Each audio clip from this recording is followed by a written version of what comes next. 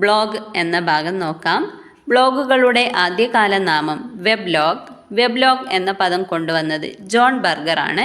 സ്വന്തം രചനകൾ വെബ് പേജുകളായി പ്രസിദ്ധീകരിക്കാൻ സഹായിക്കുന്ന ഇൻ്റർനെറ്റ് സംവിധാനമാണ് ബ്ലോഗ്. ബ്ലോഗ് എന്ന പദം ആദ്യമായി കൊണ്ടുവന്നത് പീറ്റർ മെർഹോൾസ് ആണ്.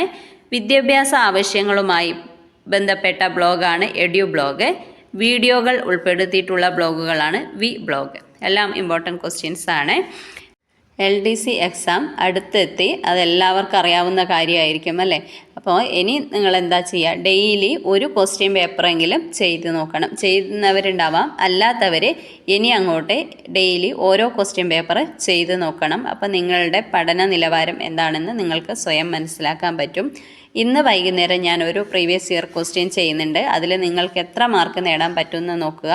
അതല്ലെങ്കിൽ നിങ്ങൾ സ്വയം ഒരു ക്വസ്റ്റ്യൻ പേപ്പർ ചെയ്ത് നോക്കുക. Okay, thank you.